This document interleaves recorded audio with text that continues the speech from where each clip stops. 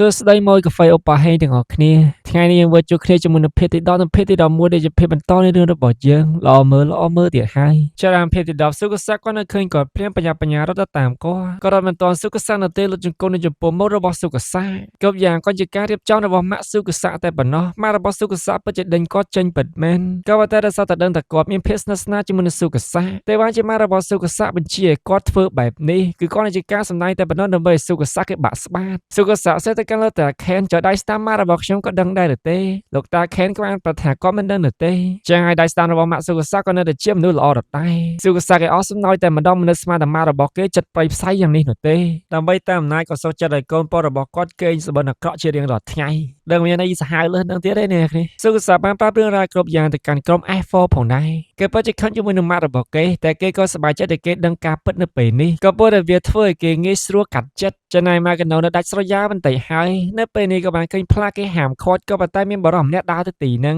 ទើបម៉ាកណូរត់ទៅតាមបរិសម្នាក់នឹងតែម្ដងដែលគាត់ចង់លួចសម្លាប់ខ្លួនគាត់មិនមែនជាមនុស្សធម្មតានោះទេគឺជាម្ចាស់ក្រុមហ៊ុនមួយក៏ប៉ុន្តែកាន់ម៉ាកណូកុំចូលមកតាមគាត់អីម៉ាកណូស្ដីឲ្យគាត់តែម្ដងយ៉ាងម៉េចលោកចង់លួចសម្លាប់ខ្លួនហើយមិនឲ្យខ្ញុំជួយចង់ឲ្យវាលោបន្លាយខ្ញុំរហូតដល់ខ្ញុំស្លាប់មែនទេដែលម៉ាកណូប្រតិកម្មគាត់ថាបើនិយាយភាពក្រវិញគ្មាននរណាគេក្រយ៉ាងប៉ាម៉ាក់របស់ខ្ញុំទេតែពួកខ្ញុំនៅរស់រានធម្មតាដល់ថ្នាក់លោកតាក៏សួរម៉ាកណូផងដែរគ្រួសាររបស់ចៅពិតជាក្រមែនដែរទេទៅជាម៉ាកណូជាអ្នកខឹងគាត់ទៅវិញហើយនៅពេលនេះពួកគេទៅពីណាក៏និយាយគ្នាដែលគាត់បានបើកក្រុមហ៊ុនមួយកំណត់ថ្មីក៏ប៉ុន្តែមាននរណាគេចាប់អារម្មណ៍ជាមួយនឹងគាត់ក្រុមហ៊ុនមិនអាចដើរទៅបានតែម្នាក់ឯងទេត្រូវការដៃគូសហការចឹងហើយដោយសារតែគាត់ខកចិត្តវ័យរបស់គាត់ក៏កាន់តែចាស់ផងដែរក៏គ្មានសង្ឃឹមថាសម្ដេចក្តីសម័យរបស់គាត់នោះទេទៅបានជាគាត់ចង់លួចសម្លាប់ខ្លួនទើបម៉ាកណូទៅកាន់លោកតាកំតនអស់សង្ឃឹមប៉ារបស់ខ្លួនត្រូវបានគេបញ្ឈប់ពីការងារពីរ3ដងហើយក៏ប៉ុន្តែគាត់តែមានស្នាមញញឹមសម្រាប់ក្រុមគ្រួសារជានិច្ចម៉ាកណូធ្វើដំណើរត្រឡប់មកវិញហើយថ្ងៃនេះផងដែរឃើញមនុស្សម្នាជួបជុំច្រើនខ្លាំងមែនទែនទើបសួរទៅកាន់បងប្រុសក៏បានប្រាប់ថាសុកស័កគេមកលេងពិតជាឃើញវត្តមានរបស់សុកស័កពិតមែនអ្នកនៅទីនេះពិតជាស្រឡាញ់សុកស័កដោយសារតែឃើញតែគេគឺជាអ្នកមានក៏ប៉ុន្តែសុកស័កក៏បានប្រាប់ទៅកាន់គ្រប់គ្នាថាខ្ញុំក៏ជាមនុស្សធម្មតាតែប៉ុណ្ណោះម៉ាក់របស់ខ្ញុំកាត់ការខ្ញុំចោលហើយនៅពេលនេះខ្ញុំគ្មានចិត្តអ្វីតាក់ទងជាមួយនឹងក្រុមហ៊ុនទៀតឡើយដោយសារតែខ្ញុំនឹងការពិតតាក់ទងជាមួយនឹងខេនទៅហើយខ្ញុំក៏ចង់នៅទីនេះជាមួយនឹងមនុស្សដែលខ្ញុំស្រឡាញ់តែប៉ុណ្ណោះដែលទូអង្គចិត្ត happy ending ជាមួយគ្នាទៅហើយក៏ប៉ុន្តែអ្នកភូមិអាចតវ៉ាទៅវិញដោយសារតែគ្រួសាររបស់ម៉ាកណូរស់នៅទីនេះអត់មានលុយឲ្យពួកគេនោះទេប៉ាម៉ារបស់ម៉ាកណូតែប្រតិកម្មភូមិថាសង្សារកូនស្រីរបស់គាត់គឺជាសុកស័កតែនៅពេលនេះក៏ពោលតែមានការបន្តគ្នាហើយពួកគេបានដូចប្អូនរបស់សុកស័កបានធ្លាក់ចិត្តទៅខាងក្រោមក៏ប៉ុន្តែសុកស័កមិនបងអង្គយូក៏បានទៅជួយអ្នកដែលធ្លាក់គឺជាគេទៅវិញគេមានរបួសត្រង់ក៏បានទៅនៅពេលនេះចូលមន្ទីរពេទ្យ F4 ទាំង3នាក់ក៏បានមកដល់ទីនេះផងដែរដំណឹងក៏ដឹងភ្លាមទៅដល់ម៉ាក់របស់សុកស័កសម្បីតែលោកយាយតាម៉ាក់ក៏ចង់ម៉ាក់របស់សុកស័កទៅមើលកូនប្រុសរបស់ខ្លួនក៏ប៉ុន្តែម៉ាក់របស់សុកស័កចិត្តរឹងជាងថ្មទៅទៀតគាត់កាត់ការកូនរបស់គាត់ចាស់ហើយមានអ្វីតាក់ទងជាមួយនឹងគាត់នោះទេហើយជាពិសេសគេមានរបួសនឹងដោយសារតែមនុស្សស្រីម្នាក់នឹងទៀតផងនៅម្លងពេលដែលសុកស័កសន្លប់គឺម៉ាក់គេនៅនឹងហើយជាអ្នក take care គេ24ម៉ោងដល់ម៉ោងធ្វើការក៏ឆ្លៀតចេញទៅធ្វើការនៅពេលដែលទំនេរក៏ទៅមើលសុកស័ករយតែមកយកម៉ាក់គេនៅទៅលេងសុកស័ករហូតនឹងសុកស័កនៅថ្ងៃនេះគេដឹងខ្លួនវិញហើយក៏ប៉ុន្តែនៅពេលដែលគេជួបជាមួយនឹងម៉ាក់គេនៅគេសោតតែសួរទៅកាន់រុយតែម្ដងសង្សាររបស់ឯងមានដែរទេអរុយមិនបានយ៉ាងនៅពេលនេះមនុស្សចម្លែកមុខអាចចូលក្នុងបន្ទប់របស់យើងបានពួកគេទៅសុកស័កក៏នៅលេងសើចតែប៉ុណ្ណោះពួកគេសួរទៅកាន់សុកស័កស្គាល់យើងនៅទេសុកស័កស្គាល់តែគ្រប់គ្នាលើកលែងតែម៉ាក់គេនៅម្នាក់តែប៉ុណ្ណោះស្មានតែគេធ្វើលេងក៏ពិតគេធ្វើមែនតែនសួរទៅកាន់ដុកទ័រក៏បានប្រាប់ថាគាត់ប្រាប់ដល់ខ្ញុំប្រាប់អ្នកគ្នាអញ្ចឹងគឺបាត់បង់តែមួយផ្នែកហ្នឹងតែប៉ុណ្ណោះដែលធ្វើឲ្យម៉ាក់គេនៅគាត់ខឹងខ្លាំងមែនតែម្ដងហើយភ្លេចអីមិនភ្លេចមកភ្លេចតែខ្ញុំអញ្ចឹងបើអត់សុខចិត្តអ្នកគ្នាចិត្ត happy ហ្នឹងទៅហើយបញ្ហារហូតដែលម៉ាក់គេនៅក៏ពិតជាខឹងខ្លាំងណាស់ប្រកាសចុះប្រកាសឡើងក៏បានប៉ះជាមួយនឹងបងស្រីម្នាក់បងស្រីមើលទៅសុភាពរៀបសារខ្លាំងណាស់rồiក៏យកកតាយម៉ាក់គេនៅផងដែរrồiគេក៏នៅឃើញមុខរបស់បងស្រីអត់និស័យសោះក៏បានដាច់ឆាកចេញទៅមុននឹងបាយគ្នាបងស្រីក៏បានណែនាំឈ្មោះថាគាត់មានឈ្មោះថាយូមីម៉ាក់គេនៅក៏បានចូលមកជួបជាមួយនឹងសុកស័កក៏ប៉ុន្តែសុកស័កដេញចេញវិញភ្លាមខ្ញុំមិនចូលចិត្តមនុស្សស្រីដូចជានាងនោះទេពេលឮពាក្យសម្ដីទាំងអស់នេះចេញពីមនុស្សដែលខ្លួនស្រឡាញ់ពិតជាឈឺចាប់ខ្លាំងណាស់ម៉ាក់គេនៅចេញមកខាងក្រៅពិតមែនក៏បានជួបគ្នាជាមួយនឹងរុយបានប៉ះទៅកាន់ម៉ាក់គេនៅគ្មានថ្ងៃដែលគេភ្លេចនាងជារៀងរហូតនោះទេស្រឡាញ់រុយនេះគ្នាពាក្យសម្ដីរបស់គេមួយម៉ាត់មកគឺគួរឲ្យចង់ស្ដាប់តែម្ដងហើយមានន័យណាដែលម៉ាក់គេនៅមិនតន់អត់សង្ឃឹមទេព្យាយាមរំលឹកនៅអ្វីដែលគេធ្លាប់ធ្វើកាលពីមុនតែនៅពេលដែលសុកស័កគេបើកទូនៅថ្ងៃនេះក៏បានឃើញស្លឹកពណ៌ក្រហមម៉ាក់គេនៅក៏បានចូលមកឌឺដងគេតែម្ដងហើយក៏វាយគេម៉ាក់គេនៅពិតជាវាយគេពិតមែនក៏ប៉ុន្តែសុកស័កបានជាខឹងម៉ាក់គេ Magano ដេញ Magano ចេញទៅខាងក្រៅទៀតផង Magano មិនដឹងទៅធ្វើមិននៅទេខ្លាញ់ជាមួយនឹងសុគស័កខ្លាំងណាស់សូមពេលផឹកកាហ្វេអូប៉ាហើយបន្តិចសិនហើយនៅពេលនេះសតតែបានឃើញបងស្រី Yumi កំពុងតែមើលថៃក្មេងៗគាត់ក៏ជាអ្នកជំងឺម្នាក់នៅទីនេះផងដែរក៏ប៉ុន្តែគ្រប់គ្នាចូលចិត្តគាត់ខ្លាំងណាស់ក៏បានឃើញ Magano ក៏បានមកនិយាយលេងជាមួយនឹង Magano ប្រតិកម្មគាត់ផងដែរមកមើលសង្សារហើយនៅពេលនេះក៏ឃើញសុគស័កគេដើរមកតែម្នាក់ឯងដែលបង Yumi ក៏ធ្លាប់លើពីសុគស័កផងដែរក៏ពោលតែគ្រូពេទ្យនៅទីនេះល្អគ្រប់គ្នាថាមានបុគ្គលិកម្នាក់ហ្នឹងគឺពិបាកមើលថែខ្លាំងណាស់បង Yumi សាប់តែនិយាយជាមួយនឹងសុគស័កតែម្ដងសុគស័កគេខ្ពើមនិយាយជាមួយក៏ប៉ុន្តែនៅពេលដែលគេចិត្តដួលបង Yumi ក៏បានទៅលើគេស្ដីបង Yumi សាប់តែស្ដីឲ្យសុគស័កវិញកុំគិតថាលោកមានចង់ធ្វើអ្វីក៏បាននៅទីនេះឋានៈស្មើគ្នាទាំងអស់ក្រុម I4 ក៏បានចូលមកដល់សុគស័កក៏បានចាក់ចេញទៅចំណែកកម្ពុជាព្រានារីរបស់យើងទៅពីរនាក់ក៏បានមកនិយាយលេងជាមួយនឹង Yumi ពួកគេឃើញស្រីស្អាតមិនបានទេហើយអ្នកគ្នាមើលចរិតរុយគឺអត់និស័យជាមួយបង Yumi តែម្ដងគ្រប់គ្នាចូលចិត្តបង Yumi ដែលសតកសុភាពរាសានិយាយរាក់ទាក់ជាមួយនឹងពួកគេ friendly ក៏ប៉ុន្តែរុយប្រតិកម្មពួកគេទៅ3នាក់ថា I don't like her ពីភាគចុងក្រោយនោះតួអង្គដែលលោជាងគេគឺជារុយវិញណាអ្នកគ្នារុយគេបានអាចចាក់ចេញតែម្ដងបន្ទាប់ពីនិយាយថាខ្ញុំមិនចូលចិត្តនាងជប់ឡើងក៏មកដល់ Yumi ក៏បានខំមកសួរសុខទុក្ខ Magano ផងដែរ Magano បានប្រាប់ថាយ៉ាប់ទៅហើយខ្ញុំជួបគេម្ដងឡើងភ័យខ្លាចទៅហើយដោយសារតែគេភ្នែកដែលគេសម្លឹងមកកាន់ខ្ញុំអាក្រក់មើលខ្លាំងណាស់ក៏ប៉ុន្តែខ្ញុំមិនបោះបង់នោះទេខ្ញុំសង្ឃឹមថាថ្ងៃណាមើលគេនឹងចងចាំខ្ញុំវិញថ្ងៃថ្មីក៏បានម្ដង Magano ធ្វើដំណើរទៅធម្មតាក៏ប៉ុន្តែសតាវ៉ាគេនៅ Yumi ក៏ពោលទៅនៅជាមួយនឹងសុគស័កបាត់ទៅហើយត្រូវគ្នាក៏ត្រូវយ៉ាងនេះសុគស័កគេនិយាយសប្បាយសុខសុខក៏នៅឃើញ Magano គេផ្លាស់ប្ដូរទៅមុខភ្លាមបើ Yumi បបួលពួកគេឡើងមកខាងលើសុគស័កនៅពេលនេះគេកំពុងតែបារម្ភគេមានអារម្មណ៍ថាគេបាត់បង់ការចងចាំនៅផ្នែកមួយដែលសំខាន់ខ្លាំងមែនទែនសម្រាប់ជីវិតរបស់គេហើយគេមកទីនេះដោយសារតែរបស់សំខាន់មួយហ្នឹង Magano ចាប់ដើមសប្បាយចិត្តហើយ Magano ក៏បានប្រាប់ថាប្រហែលជាលោកមកទីនេះដើម្បីរកនរណាគេម្នាក់ដោយសុគស័កកំពុងតែគិតទៅហើយបើ Yumi កាត់មកតែម្ដងពេលខ្លះលោកមិនចាំបាច់បង្ខំខ្លួនឯងឲ្យចងចាំទៅទេជីវិតរបស់លោកនៅពេលនេះមិនមែនបញ្ហាឯណាប្រហែលជាវាគឺជាបញ្ហាក្នុងជីវិតរបស់លោកក៏ថាបាន Yumi សិតទៅកាន់ Magano អាចអញ្ចឹងដែរទេ Magano ក៏បានប្រាប់ថាមិនមែនអញ្ចឹងទេតែបង Yumi បាច់ចោទទៅកាន់ Magano ថាដាក់សម្ពាធទៅកាន់អ្នកជំងឺ Magano ក៏សំទោសក៏បានចុះមកខាងក្រោម slow មែនតែនតែម្ដង Magano បើសិនអ្នកគ្នាគឺយើង Magano វិញធ្វើយ៉ាងម៉េចនៅពេលហ្នឹងក្រុម I4 ទៅ3នាក់ក៏បានមកដល់ទៀតហើយក៏ប៉ុន្តែមិនបានឃើញ Magano នៅជាមួយនឹងសុគស័កនោះទេរុយក៏នៅលើទៅសុគស័កនៅជាមួយនឹង Yumi គេអស់សង្ឃឹមលេងតែម្ដងពួកគេទៅ3នាក់ក៏បានឡើងទៅខាងលើរុយក៏បានសួរទៅកាន់សុគស័កតែចងចាំអ្វីដែរទេសត្វតែ Yumi ឆ្លោយជំនួសប្រតិកម្មរុយថាយើងមិនក៏បង្ខំក៏ចងចាំទេសត្វតែរុយប្រតិកម្មបង Yumi ថាជាឆ្ងាយពីជីវិតរបស់ពួកខ្ញុំបានដែរទេខ្ញុំនិយាយជាមួយនឹងសុគស័កមិនមែនជាមួយនាងឡើយគ្រប់គ្នាក៏ខករុយកុំនិយាយអញ្ចឹងទៅកាន់ Yumi មើលតែរុយគេអាចមើលធ្លុះក៏សត្វតែខឹងអ្នកគ្រប់គ្នាតែម្ដងពួកឯងមិនគិតទៅដល់ចិត្តរបស់ Magano ដែរទេនាងខំមកទីនេះរាល់ថ្ងៃដើម្បីអ្វីហើយនាងទទួលបានអ្វីត្រឡប់ទៅវិញជុំមាននៅពេលនេះក៏បាននិយាយជាមួយនឹង Magano តែនាងគឺជាមនុស្សអ្នកដែលសុគស័កគេភ្លេចមែនដែរទេដែល Yumi ថាសន្យាជាមួយនឹង Magano ថានឹងជួយ Magano ត្រឡប់មកដល់ផ្ទះវិញហើយបងប្អូនរបស់ខ្លួនប្រតិកម្មខ្លួនថាបងសាធ្វើអ្វីដែលគាត់ចូលចិត្តទៅមើលទើប Magano នៅឃើញទៅដល់នំទៅនៅពេលនេះក៏ពុំទៅធ្វើនំទាំងយប់សម្រាប់សុគស័កហើយព្រឹកនេះក៏បានពាក់ខ្សែកដល់សុគស័កឲ្យមកកាន់ខ្លួនផងដែរបើបន្ទប់ចូលតែបានគេសុគស័កគឺកំពុងតែគេងទៅតូតនំនៅលើក្បាលដំណេករបស់គេ Magano នៅពេលនេះកំពុងតែប្រើវិធីសាស្ត្រសណ្ដំចិត្តតែម្ដងលោកទៅចងចាំខ្ញុំគាត់ធ្វើល្អមើលមែនទែនហើយនៅពេលនេះកំពុងតែប្រតិកម្មយុគិហើយខ្ញុំមានអារម្មណ៍ថាគេចិត្តចងចាំខ្ញុំវិញហើយក៏ប៉ុន្តែនៅពេលសុគស័កគេបើកភ្នែកឡើងមកជិះឃើញបង Yumi កំពុងតែប្រមូលផ្កាចាស់ទៅវិញតែបង Yumi មិនបានយកនំទៅនោះទេទើបសុគស័កគេបើកមើលហើយក៏ញ៉ាំដែលគាត់នៅគេញ៉ាំភ្លាមគេមានអារម្មណ៍ថាហាក់ដូចជាមានអ្វីយ៉ាងពិសេសខ្លាំងណាស់ដែលវាគឺជាក្តីស្រឡាញ់ក៏ប៉ុន្តែដល់សុគស័កបានឃើញបង Yumi នៅក្នុងបន្ទប់របស់គេទើបគេថានំនេះគឺជានំដែលធ្វើដោយស្នាដៃរបស់បង Yumi ទៅវិ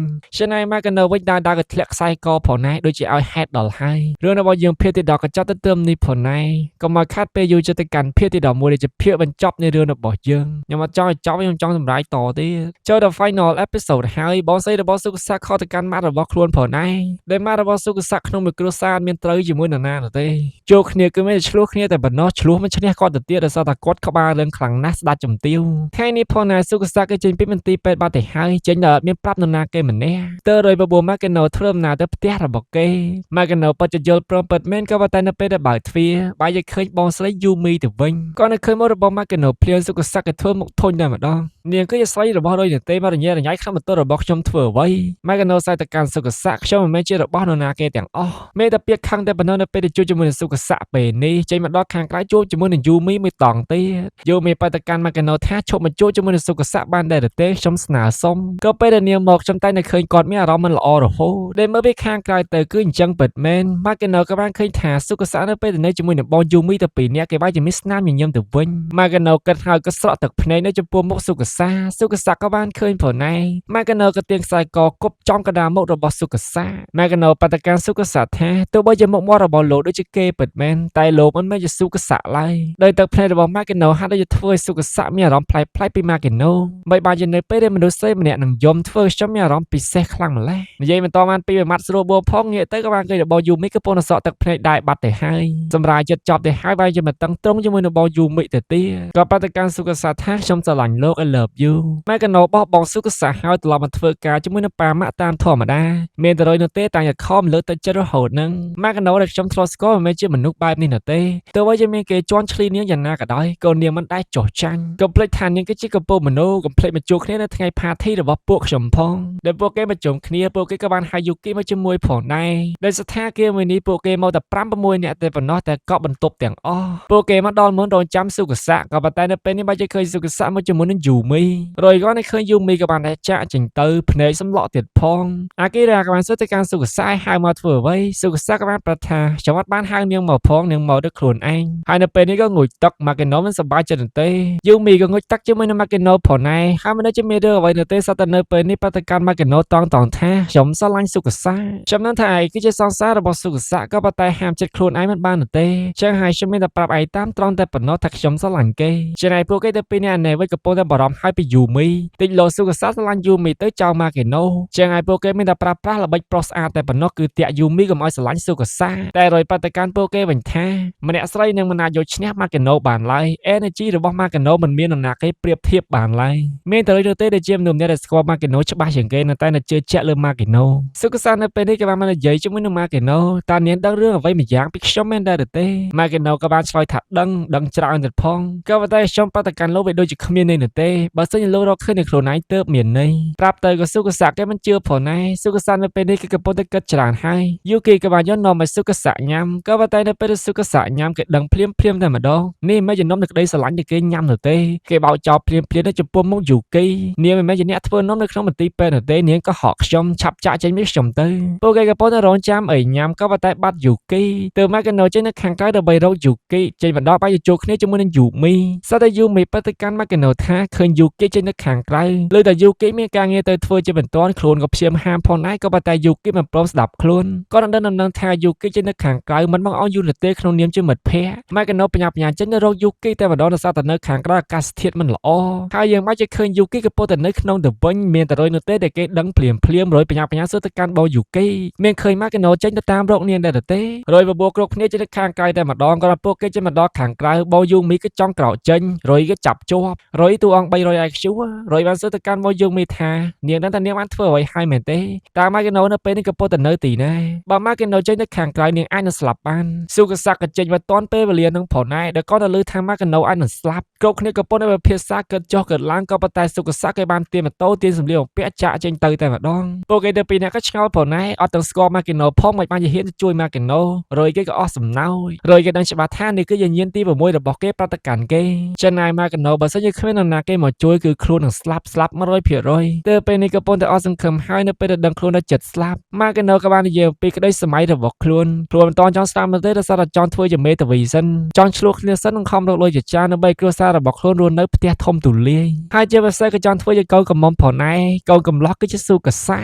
ៈក៏បានងាកមកគេសយឲ្យម៉ាកេណូដឹងខ្លួនឡើងដែលគេរកម៉ាកេណូឃើញហើយសំខាន់មើលរឿងជប៉ុនដែលមានអារម្មណ៍ថាពេញលេញយ៉ាងយូរហើយអ្នកគ្នាក៏ពោលតែមុនពេលដែលចប់គឺគេបង្ហាញអំពីក្តីសម័យរបស់ម៉ាកេណូតាំងពី5រឿងមកយើងមិនដែលដឹងថាម៉ាកេណូមានក្តីសម័យអ្វីទេយើងដឹងតែពីក្តីសម័យរបស់សុកសៈតែប៉ុណ្ណោះគឺសុកសៈគេសុខចិត្តបោះបង់អ្វីចោលគ្រប់យ៉ាងឲ្យតែបាននៅជាមួយនឹងម៉ាកេណូក៏ប៉ុន្តែនៅពេលនេះយើងបាននឹងហើយម៉ាកេណូមានក្តីសម័យអ្វីខ្លះអំបញ្ញមិញនេះដោយដំណឹងមួយនេះល្បីពេញព័ត៌មានតែម្ដងសុកសៈគេបានចេញទៅបាត់ដំណឹងហើយម៉ារបស់សុកសៈក៏ដឹងផងដែរតែបិទទូរទស្សន៍ចោលសប្តាហ៍ខែនចូលមកដល់ទីនេះតែម្ដងក៏ស្ទើរខែនទៀតផងនៅសារគេចេះតែចូលចេញអញ្ចឹងតែខែនក៏បានប្រាប់ថាល លោកម្ចាស់បានឃើញខ្ញុំហើយខ្ញុំបានប្រតិកម្មក៏ការពិតគ្រប់យ៉ាងផងដែរក៏ប៉ុន្តែលោកម្ចាស់នៅពេលនេះមិនដូចពីមុននោះទេប្រហែលស្នេហាបានធ្វើឲ្យគាត់ផ្លាស់ប្ដូរខ្លះទៅជាមនុស្សបែបនេះកតកម្មអតីតកាលបន្តិចទៅគឺនៅពេលដែលខេនប្រតិកម្មសុខស័ក្តិគ្រប់យ៉ាងបើជាធម្មតាសុខស័ក្តិនឹងទៅវាយឲ្យដោយសារតែគេខឹងខ្លាំងណាស់មនុស្សមកបោកគេបែបនេះក៏ប៉ុន្តែនៅពេលនេះសុខស័ក្តិបានយល់ទៅកាន់គាត់ថាចុះគ្រួសារនិងកូនស្រីរបស់លោករស់នៅយ៉ាងសុខសាន្តដែរឬទេ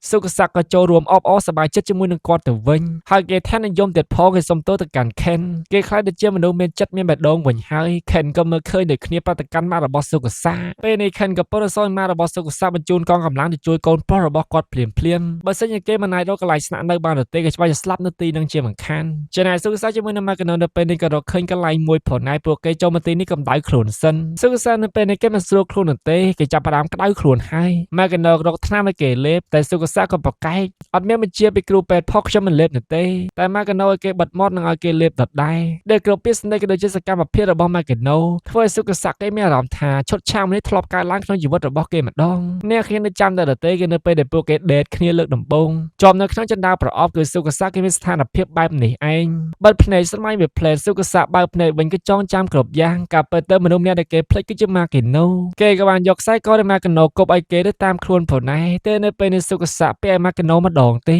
ពួកគេក៏គេជាមួយនឹងគ្នាព្រឹកស្អែកឡើងក៏បានមកដល់បើជាមានគេមកតាមរកពួកគេទៅពីអ្នកពិតមែនស្មានតែពួកគេសន្លប់ឈឺស្ដោកស្ដងអស់ទៅហើយក៏ពិតក៏ពុទ្ធតែគេងអោបគ្នាទៅវិញពួកគេទៅបីអ្នកនៅពេលនេះក៏ពុទ្ធសប្បាយចិត្តទៅសត្វរកឃើញសុខស័ក្តិជាមួយនឹងម៉ាកណូហើយអាយូមីក៏ពុទ្ធសំទោសមិនដឹងជាគាត់សំទោសរឿងអ្វីទៅទេសំទោសដែលគាត់និយាយបែបហ្នឹងសំទោសចំពោះការសម្រេចចិត្តរបស់គាត់ឬមួយក៏គាត់ចង់សំទោសម៉ាកណូតែរយបានមកដល់គេមិនខលពីអ្វីដែលខ្ញុំនិយាយអំបញ្ញមិញទេគេបានបដិកម្មបងយូមីថាទឹកភ្នែកមិនអាចទិញទឹកចិត្តបានឡើយបើសិនជាចិត្តរបស់នាងនៅតែខ្មៅដែលម៉ាកណូត្រឡប់មកដល់ផ្ទះវិញហើយក៏បានឃើញព័ត៌មានចុះផ្សាយផងដែរពេលនេះតំណែងរបស់ខ្លួនជាមួយនឹងសុខស័ក្តិត្រូវបានគេដឹងគ្រប់គ្នាហើយនៅពេលដែលកន្លះកណ្ដាលកាសែតមើលមកខាងទៀតសត្វតែបានឃើញលោកតាម្នាក់ដែលចង់លោសម្លាប់ខ្លួនតែខ្លួនបានជួយដែលនៅពេលនេះក្រុមហ៊ុន IT របស់គាត់ដើរហើយមិនមុខនៅក្នុងកណ្ដាលកាសែតទៀតផងហើយនេះគឺជាគាត់នៅពេលនេះក៏ពុនសុំចរចាជាមួយនឹងក្រុមហ៊ុនម៉ាករបស់សុខស័ក្តិគាត់ចង់សហការជាមួយនឹងក្រុមហ៊ុនរបស់ម៉ាកសុខស័ក្តិដែលសពថ្ងៃនេះក្រុមហ៊ុនរបស់គាត់ធំជាងក្រុមហ៊ុនរបស់ម៉ាកសុខស័ក្តិដែលសារក្រុមហ៊ុនម៉ាករបស់សុខស័ក្តិធ្លាក់ហ៊ុនណាបរាជ័យហ្នឹងនេះគ្នាដែលធ្វើឲ្យម៉ាករបស់សុខស័ក្តិក៏ surprise ផងដែរមានក្រុមហ៊ុនច្រើនខ្លាំងណាស់នៅក្នុងប្រទេសជប៉ុនមិនបានជាលោកចាប់អារម្មណ៍ជាមួយនឹងខ្ញុំលោកតាក៏បានប្រថាខ្ញុំមានតែលក្ខខណ្ឌមួយតែប៉ុណ្ណោះត្រូវតែឲ្យកូនប្រុសរបស់លោកស្រីរៀបការជាមួយនឹងក្មេងស្រីឈ្មោះម៉ាកេណូធ្វើល្អពិតជាបានល្អពិតមែនម៉ាករបស់សុខស័ក្តិមិនយល់នោះទេតែបងស្រីក៏បានចូលមកដល់ប្រតិកម្មម៉ាករបស់សុខស័ក្តិថាម៉ាកេណូគឺជាអ្នកជួយជីវិតរបស់លោកតាបើគ្មានម៉ាកេណូទេក៏គ្មានលោកតាផងដែរពេលនេះក៏កំពុងតែគេគិតពីពាក្យសម្ដីរបស់លោកតាហើយព្រឹកឡើងក៏បានណាត់ជួបជាមួយនឹងសុខស័ក្តិចំបដកម្មសុខស័ក្តិថាក៏រាប់អានគេជាកូនវិញហើយនឹងឲ្យគេស្នងតកោក្រុមហ៊ុនរបស់គាត់សុខស័ក្តិបដកម្មគាត់វិញថាចង់ឲ្យខ្ញុំទៅវិញមែនទេតែខ្ញុំមានលក្ខខណ្ឌតែសុខស័ក្តិគេទៅតែនៅជាមួយនឹងម៉ាកេណូដដែលហើយជាពិសេសលេខារបស់គេគឺជាដៃស្ដាំម៉ាករបស់សុខស័ក្តិគេស្ដីម៉ាករបស់គេទៀតផងបុករត់ឡើងល្អនេះហ៊ានដាច់ចិត្តដេញចេញខ្ញុំមិនល្ងងដូចជាអ្នកនោះទេគេថាម៉ាករបស់គេបែរជាញញឹមទៅវិញស្ដាច់ជំទាវបងស្រីរបស់សុខស័ក្តិដោយសុខស័ក្តិពិតជាសប្បាយចិត្តខ្លាំងណាស់សុខស័ក្តិបដកម្មបងស្រីរបស់ខ្លួនជួយសេរីសមុទ្រយន្តហោះទៅកាន់ញូវយ៉កឲ្យខ្ញុំផងទោះបីជាការរៀបការជាមួយនឹងបងជឺរ៉ូមិនអាចកើតឡើងពិតមែនតែខ្ញុំនៅតែចង់សហការធ្វើការជាមួយនឹងក្រុមហ៊ុនប៉ាម៉ារបស់បងជឺរ៉ូបងស្រីរបស់សុខស័ក្តិពិតជាសប្បាយចិត្តឃើញបងប្រុសរបស់ខ្លួនឯងពូកែយ៉ាងនេះសុខស័ក្តិគេឆ្លាតតើក៏ពើនៅមុខមនុស្សស្រីដែលគេស្រឡាញ់បើរុយក៏ឆ្លាតផងដែរគេមានភាពបត់បែនជាងសុខស័ក្តិតែបើស្រីធ្វើការធំសុខស័ក្តិធំជាងរុយទៅរឿងស្នេហាគេនៅស្ទាក់ស្ទើរផងនេះគ្នាមកកណ្ដោចិត្តតែថ្ងៃបញ្ចប់ការសិក្សាហើយក៏ពិតទៅមើលឯកសណ្ឋានរបស់ខ្លួនក៏មានកាដូមួយផ្ញើពីសុខស័ក្តិផងដែរគឺជារ៉ូពករហមគួរស្រឡាញ់តែម្ដងក៏ប៉ុន្តែបញ្ហាមិនទាន់អស់នៅទេនៅក្នុងរឿងមួយនេះដោយសារតែដល់ថ្ងៃបញ្ចប់ការសិក្សាទៅហើយឡានបែរជាជាប់ផុងទៅវិញពួកគេព្យាយាមរុញផងដែរក៏ប៉ុន្តែមិនទៅនោះទេកំពុងតែអស់សង្ឃឹមក៏មានសមាជិកថ្មីគឺជាបងស្រីយូមីក៏ជួយបានសម្រេចហើយពេលនេះក៏ដឹងខុសវិញហើយក៏បានសុំទោសម៉ាកេណូហើយក៏បានបាយគ្នានៅក្នុងកម្មវិធី S3 ទាំង3នាក់ក៏ប៉ុន្តែឈរចាំបងស្រីទូឌូជាមួយនឹងសុខស័ក្តិបងទូឌូក៏បានមកចូលរួមផងដែរនៅថ្ងៃនេះសប្បាយជាមួយនឹងរុយធម្មតាហើយអ្នកគ្នាក៏តែអស់បញ្ហានៅនោះទេផ្លានរបស់ប៉ាម៉ាកេណូនៅពេលនេះកំពុងតែអស់សាំងម៉ាត់របស់ម៉ាកេណូថាកំទាន់អស់សង្ឃឹមឯទៅរត់ទៅចំណែកសាការាក៏បានមកផងដែរសាការាក៏ពុនសុទ្ធទៅកាន់បរិសសង្ហាទាំងពីរនាក់ចុះម៉ាកេណូនៅទីណាថ្ងៃនឹងម៉ាកេណូស្ទូឯកផងសាការានៅពេលនេះគាត់ស្រឡាញ់ខ្លាំងមែនទែនក៏ខូចដូចមុនទៀតនោះទេចំណែកកុមារីទេពទាំង3នាក់ក៏ចូលរួមដូចគ្នាពួកគេក៏ពុនតែរងចាំមើលម៉ាកេណូហើយចុងក្រោយគេគឺសុខស័ក្តិ កសាគេបានមកដល់ហើយសប្បាយចិត្តខ្លាំងណាស់ដោយសារតែនៅថ្ងៃនេះគេបានរៀបចំកម្មវិធីពិសេសមួយគឺគេនឹងសុំ Magano រៀបការហើយយើងក៏បានឃើញវត្តមានរបស់បងជារូក៏មកចូលរួមអបអរដូចគ្នា Magano ក៏ពងទៅរត់ទៅហើយឆ្ងាយទៅសត្វតែបានឃើញស្ដាច់ជំទាវឯងនេះនៅតែពើដដែលមើលយ៉ាងម៉េចក៏នៅតែឃើញឯងពើដែរឆាប់ចូលទៅក្នុងឡានទៅលោកយាយយ៉ាម៉ាក៏បានចូលមកដល់ចូលរួមអបអរ Magano ប្រញាប់ឡើងឡានទៅ Magano ក៏អរគុណទៅកាន់ស្ដាច់ជំទាវផងដែរតែស្ដាច់ជំទាវមិនសូវខ្វល់នោះទេបដកម្មទៅកងឡានឆាប់បើកចាកចេញទៅតែគាត់ក៏ក្លែងមើលមុខ Magano មកផ្លែតផ្ដោស្នាមញញឹមឲ្យ Magano ហើយគាត់ក៏លាដៃបាយ Magano ផងដែរគាត់មិនចង់ធ្វើនោះទេតែយល់មុខជាកូនប្រសាស្រីនៅថ្ងៃអនាគតតរតែមកដល់គឺយកបាត់ទៅហើយឃើញគេរើផ្លាកបណ្ដាហើយអត់មានមនុស្សសំបីតែម្នាក់តែម្ដងទៅដល់ក្នុងហល Magano អស់សង្ឃឹមរលីងពីខ្លួនតែសត្វតែបានឃើញសុកសាមិនបានជាមកយឺតអញ្ចឹង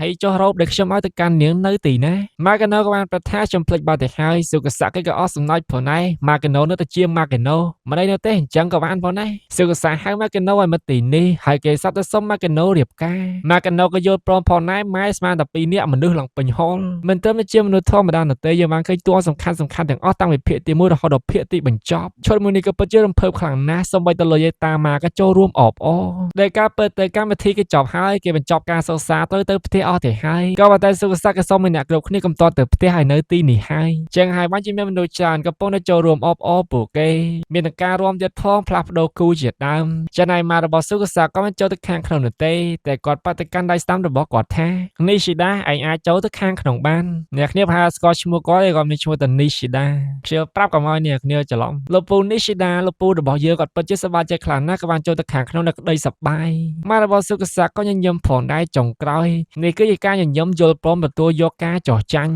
គាត់យល់ព្រមចោះចាញ់ Magano ហើយព្រោះគាត់ធ្វើយ៉ាងម៉េចក៏អត់បែកដែរស្នេហាកូនប្រុសរបស់គាត់ជាមួយនឹង Magano តែចាញ់នេះចាញ់ទាំងអស់ចិត្តដោយសារតែគាត់ធ្វើរឿងស្មោកគ្រោកជាច្រើនហើយនៅតែអត់ឈ្នះទេហើយមុននឹងចប់មែនតែយើងបានឃើញថាសុខសក្តិនៅពេលនេះក៏ពុំតែសុំស្រឡាញ់កូនស្រីគេសុខសក្តិបានហៅប៉ារបស់ Magano ខ្ញុំចង់រៀបការជាមួយនឹងលោក Magano ក៏ទះសុខសក្តិរៀបការជាមួយនឹងខ្ញុំឲ្យបានជារៀបការជាមួយនឹងប៉ារបស់ខ្ញុំទៅវិញគ្រប់គ្នាក៏សើចពេញនឹង Magano ប៉ាត់មកកាន់យើងគ្រប់គ្នាថា Akira គឺជាមនុស្សម្នាក់ដែលចាស់ទុំជាងគេក្នុងចំណោមសមាជិកក្រុម F4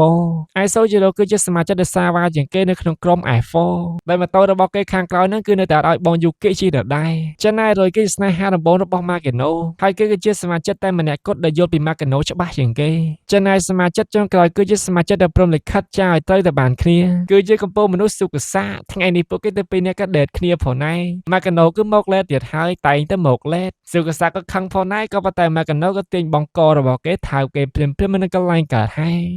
ចប់មុននឹងបិទឆាកកម្មវិធីកុំភ្លេចខមមិនខាងក្រោមជជែកគ្នាលេងឬមួយក៏ចូលទៅក្នុងក្រុម Telegram របស់ខ្ញុំក៏បានផងដែរយើងនិយាយគ្នាលេងនៅទីនោះអ្នកគ្នាបង្កើនភាពជិតស្និទ្ធតើអ្នកគ្នាจะចិត្តតួអង្គមួយណាជាងគេនៅក្នុងរឿងមួយហ្នឹងអូខេរឿងក្រោយយើងនឹងសម្រាប់ He's into you រឿងរ៉ាវគឺនិយាយតាក់ទងជាមួយនឹងក្មេងស្រីជនបទម្នាក់ទៅរៀននៅសាលារៀនថ្លៃចឹងហើយត្រូវបានគេបូលីក៏ប៉ុន្តែតួអង្គស្រីមិនមែនជាក្មេងស្រី slow ទៅទេធន់ក៏ធន់កាចក៏កាចវាយគ្នាជាមួយនឹងតួអង្គប្រុសទៅទេរឿងល្អមើលខ្លាំងអ្នកគ្នាតួអង្គសាហាវជាង Magano តួអង្គប្រុសគឺជាកូនអ្នកមានដដែលចំណែកតួអង្គស្រីគឺនៅតែជាក្មេងស្រីដែលកាចសាហាវដដែលតែនេះជូនអ្នកគ្នាល្អមើលល្អតាមដានទៀតហើយកុំភ្លេចជួយ like វីដេអូនេះម្នាក់មួយផងបើសិនអ្នកគ្នាចូលចិត្តហើយជាពិសេសជួយគាំទ្រកាហ្វេអូប៉ាហេនៅមានទីតាំងចិត្តផ្សារទំនើបជីបម៉ុង271អ្នកគ្នាអាច scan QR នេះបានហើយឆាតទៅក្រុមការងារនឹងដឹកជញ្ជូនដល់ផ្ទះអ្នកគ្នាឲ្យតែអ្នកគ្នានៅចិត្តតំបន់ជីបម៉ុង271ធានាចូលអ្នកគ្នាសេវាកម្មក៏ល្អរសជាតិឈ្ងុយឆ្ងាញ់គ្រប់ភេសជ្ជៈទាំងអស់ខ្ញុំភ្លក់ដោយខ្លួនឯងអរគុណអ្នកគ្នាចាំមែនតើថ្ងៃនេះផងដែរខ្ញុំមានតែប៉ុណ្្នឹងទេ